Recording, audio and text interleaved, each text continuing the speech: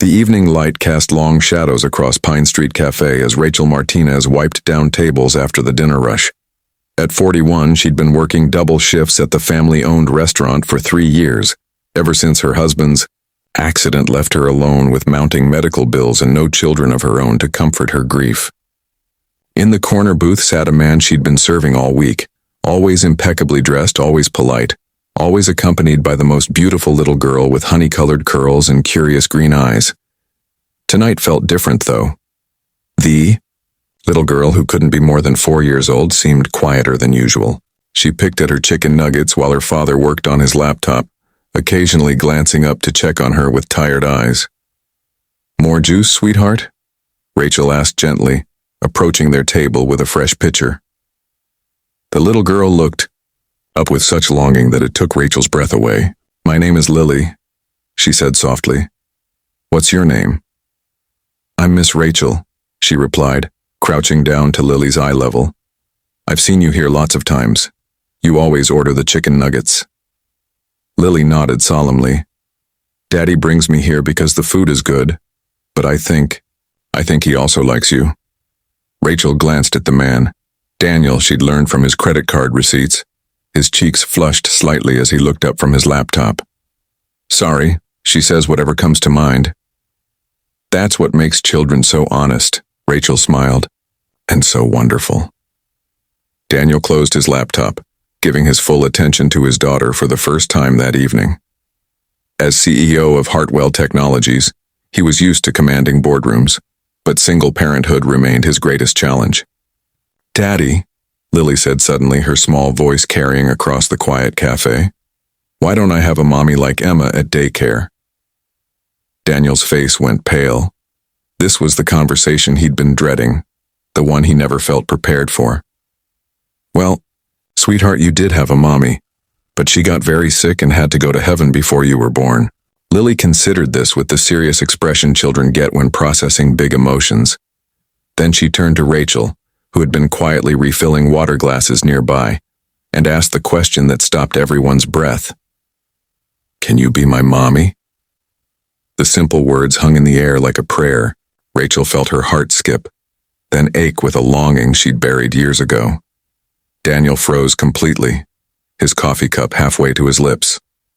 "Oh, sweetie," Rachel whispered, kneeling beside the booth.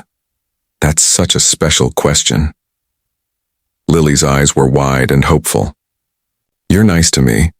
You always remember I like extra ketchup, and you smell like cookies and flowers." Rachel's eyes misted as she looked at this precious child who had no idea she'd just voiced the deepest wish of a woman who'd always dreamed of being a mother. "Lily, honey, being someone's mommy is very special. It means taking care of them every single day, helping them when they're scared, reading bedtime stories. Would you do those things for me?" Lily asked with the innocent directness that only children possess.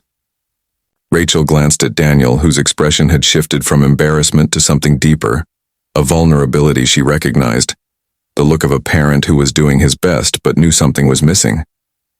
"Your daddy loves you very much," Rachel said gently. "He takes wonderful care of you." "I know," Lily said matter-of-factly, "but Daddy works a lot, and when I have bad dreams, he doesn't know the right songs to sing. Emma's mommy knows all the songs." Daniel set down his coffee cup with shaking hands. "Lily, Miss Rachel has her own life, her own family." "Actually," Rachel interrupted softly, "I don't have children of my own." The admission surprised her. She rarely spoke about her personal life to customers, but something about this moment demanded honesty. Lily's face lit up with hope. "So you could be my mommy? Please?" Rachel felt tears threatening as she looked at this beautiful child who had somehow seen straight into her heart. "Oh, sweetheart, it's not that simple. Families, they take time to grow." "How much time?" Lily asked seriously. Before Rachel could answer, Daniel spoke quietly. "Lily, why don't you go wash your hands for dessert?" As the little girl skipped toward the restroom, Daniel turned to Rachel with an expression of profound apology mixed with something else. Hope, perhaps. "I'm sorry," he said.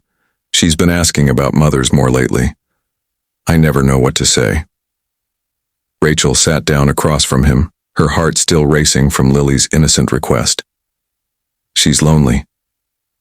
We both are, Daniel admitted quietly.